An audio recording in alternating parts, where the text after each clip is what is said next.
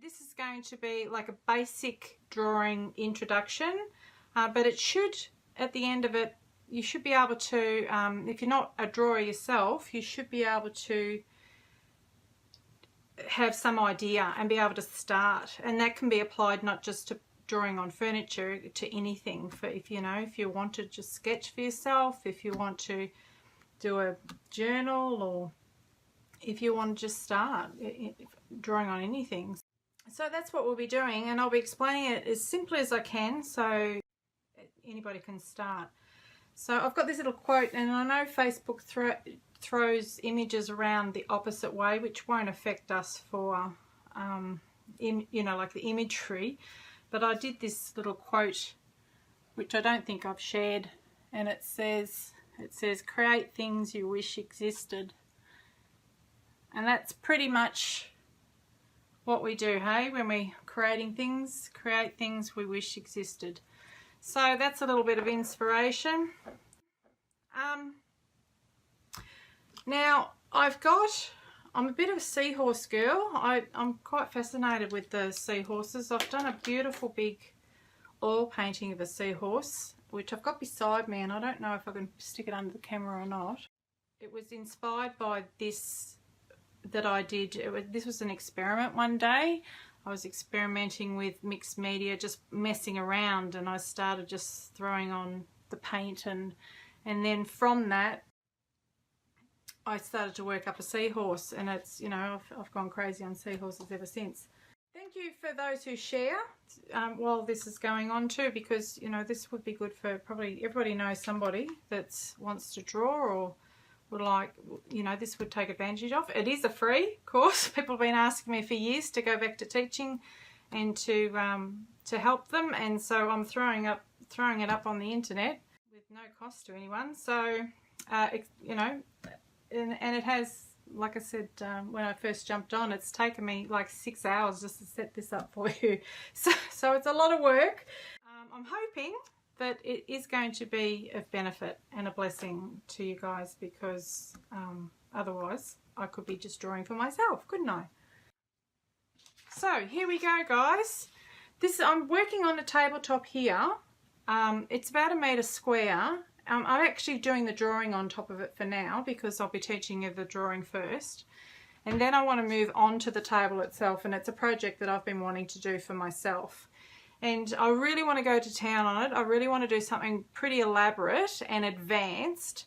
However, I think it'd be really good to be able to teach just basic drawing to you, because there's so many people that probably are limited because of their drawing skills. And so I thought I'd give an introduction and simplify the process for you. So a lot of people might find it very, very helpful, not just if you want to draw on furniture, but if you want to do any drawing.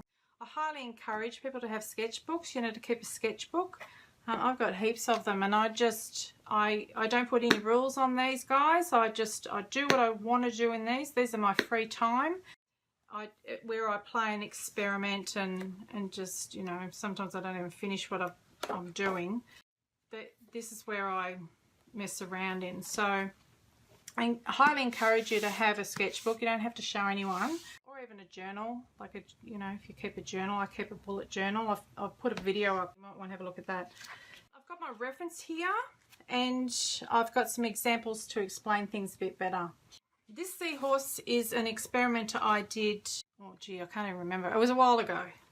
I was playing around with mixed media, and I'll hold it up to the camera so you can see a bit better. See that?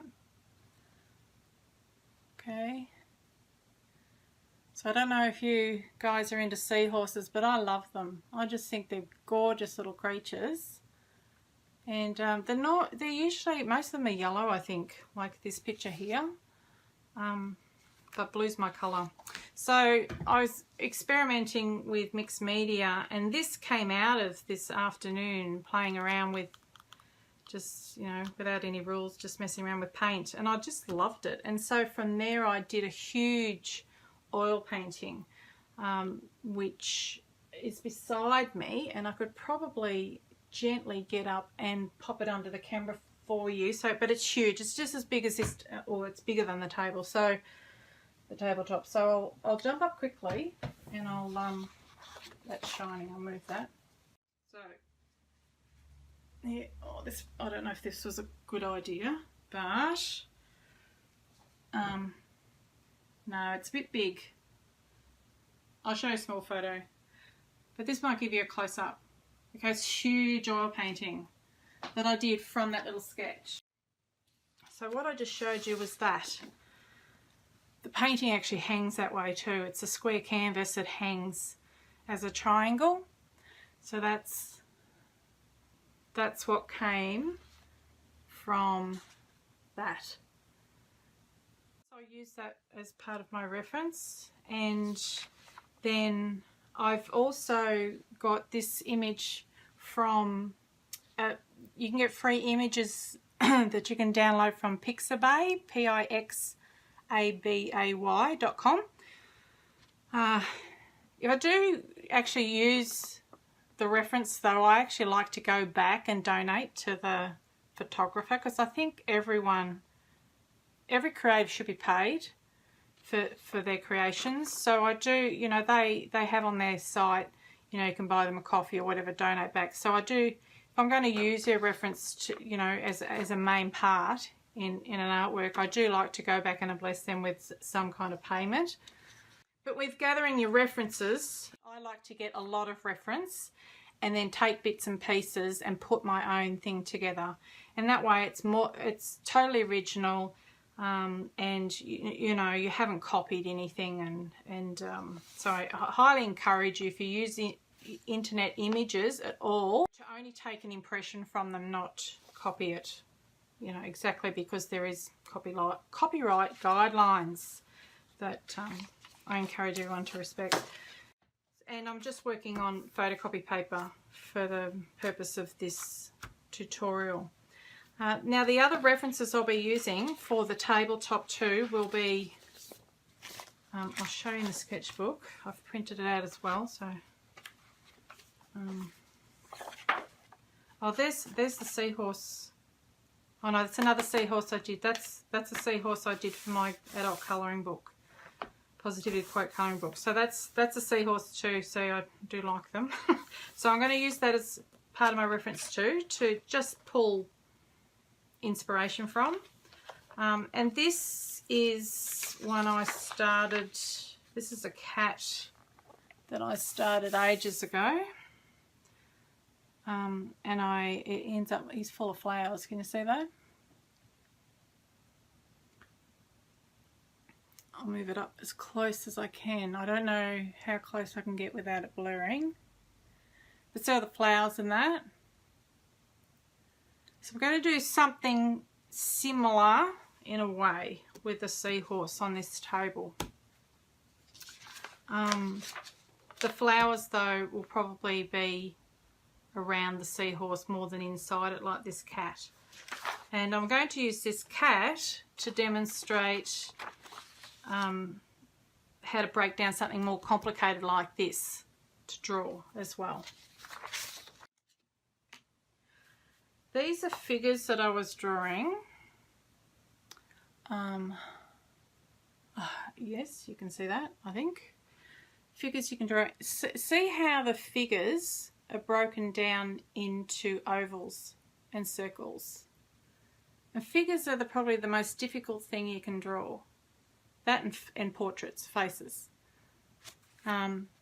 But see where I started? See the lines? And it just starts with circles. So it starts with circles and like sausages, little sausages and circles. And that's how you can draw the most complicated of subjects. You've just got to break it down into shapes. This is a flower. I was going to demonstrate on this flower, but I'll start with here. Now, I might use a different pencil. I normally use a 2B mechanical pencil for most of my drawing, but I don't know if it'll be light enough for the video. So I'm going to go with a 6B, which is a softer lead, and I'll leave a darker line just for the sake of the demonstration. And I'll start with the seahorse, I think. I'll start with this reference, because on this table I actually want my seahorse to be upright like that. I know that they float along like that, but I don't want, for the sake of the design on the table, I actually want him up like that.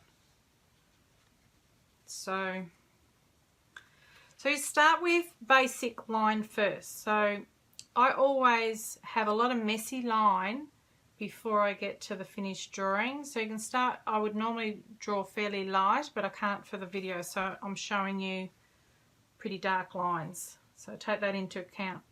But basically this is what I'm doing. I've lined him up like that, so I do need a straight line to start it. Okay, and then I want to break down each shape. Now, so when I look at him, I've got to kind of think in percentages, or, you know, like if I was to draw a line, if I wasn't to measure, just to do it by eye, if I was to measure him, the halfway line there would probably come down at where the tail is meeting his tummy there. So if I decide this to frame him in that part of the paper, this is how you can make sure you don't go off the paper when you start drawing. He's going to be about there, and halfway will be where his tail finishes. So I already know his tail's going to be in there somewhere. And from here to here, I would say I'm looking for another half here. Another half would be probably where the tip of his nose finishes. So if I was to put a halfway mark right across here, so there's our lines. So I know his mouth's going to be here somewhere. All right. Then I'm looking for other angles. So his head's kind of on that angle. So that's the angle of the head. Okay. So that's half, and then halfway down the middle too, that line is kind of where those ears are, where the spiky bits on him are. Now I would normally get to this stage and I might put a little bit of an angle for this part here, and his tummy, I'm guessing, comes out here. But nothing's set in concrete at this stage. Now I'm looking for the rounds now, like I said, the sausages. So we want this. Now I know that this part actually thins off up into here. So hang on. That's going to be about here. Because see, I'm looking at that halfway line and going, well, that's a bit above that. So that would be that shape. It's going to be quite messy, but I want to make it dark enough so you guys can see. And then the head is a circle again. You start with a circle, and his snout's going to come down here. And then his eye is in here. His eye's there. And then this is a very rounded, it's almost like a quarter. It's almost like this shape, quarter circle.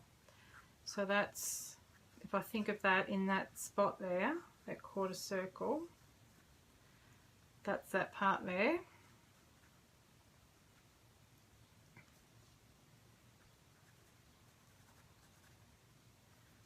And then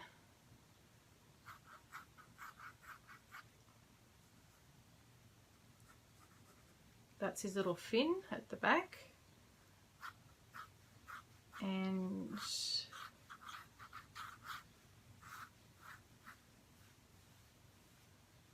another circle down here.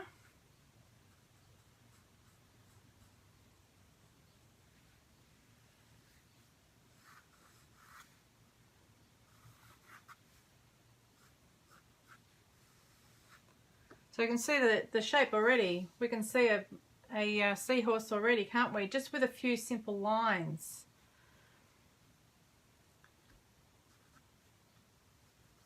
But there's no detail yet. It's just, you know, just those basic shapes. Now I can see in here there's a pretty, on this seahorse, there's a major shape there. So you work the biggest shapes down to the smallest.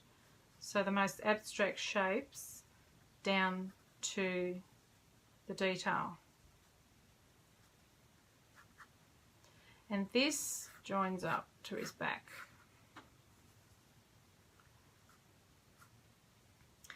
Now I know he's got little spikes happening here that flow from the edge of this tail and up. So we'll get them up there.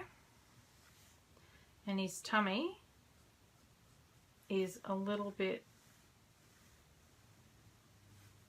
more I've eaten Macca's kind of tummy. Now he's got another line that's going up from here in the middle of the tail. There's another half. See there and there. There and there. That's another half. That's a line, but it comes pretty close to that edge there. So that goes up there.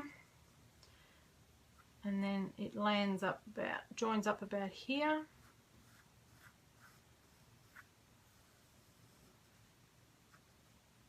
Okay.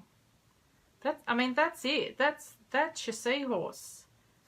I think he's got a circle here, a bit of a rounded edge there. Guys, in your bed. It's my dog.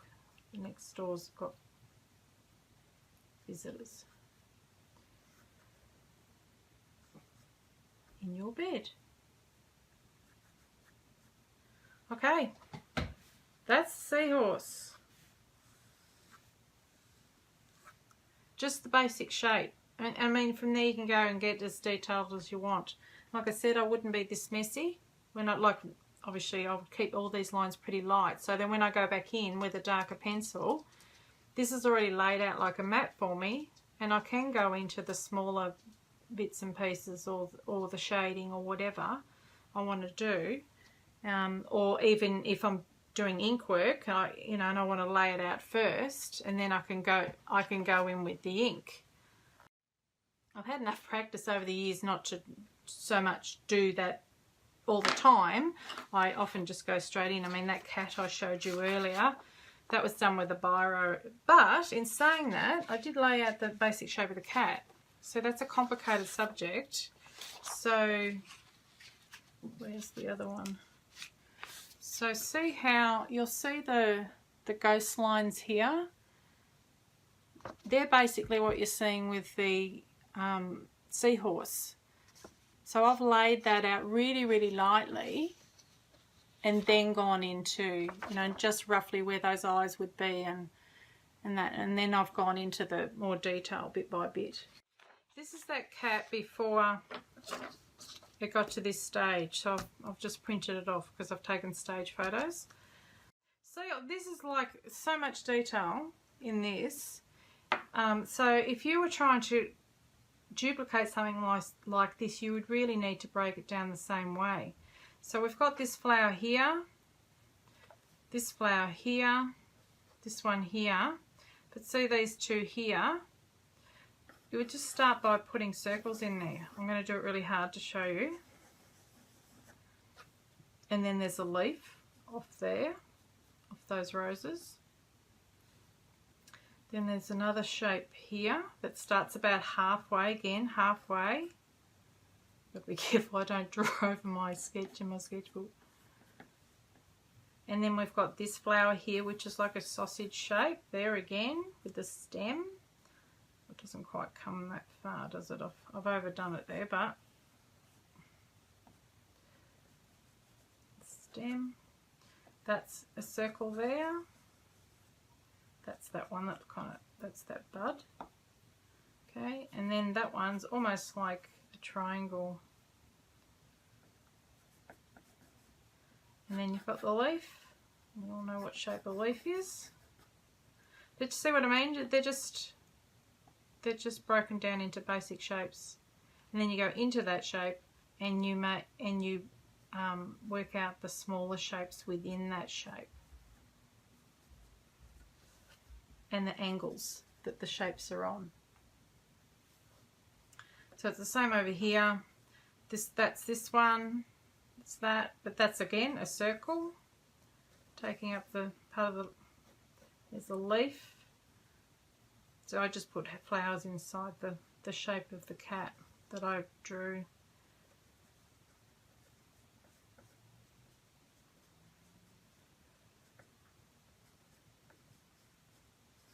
I'm being really, really quick here, so.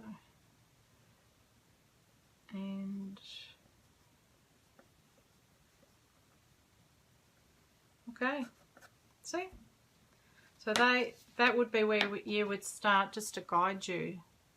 So even though it's really complicated, like really complex drawing, you just start there and then you break down each one of them just the way you broke down that, down, down, down into smaller and smaller parts. And that is pretty much basic drawing, as in laying out shape. I mean, tone's a different thing and medium's a different thing. You know, it's another topic in itself. But that is a really quick way of demonstrating to you how pretty much, most people can work out percentages, you know, quarters, halves, and, you know, maybe, you know, that goes into that 8 times or whatever. You can work it out in an abstract way, and just the angles and basic shapes. So therefore, if you can do that, you can draw. So there you go. There's the shape again, and there's a circle in there. So there's a circle in there. This part here. Oh, I should have drawn on that maybe. Oh, it's only demo. And there's almost like a triangle there, but it rounds off where this is. Another triangle here, but it's got a curved edge. It's another kind of curved triangle. Another triangle. I mean, really, no need to be afraid of roses either, because they're really quite simple. When they're open, they're not as simple, but they're far more complicated. But there's a rosebud. But that is your basic. That's copying that basic. I mean, you pop that shape in if you want. And there's your rosebud. Pretty simple. So this is example of, you know, collecting references and just drawing. So this is me drawing those little hedgehogs every which way before developing another character. And I've got another example there.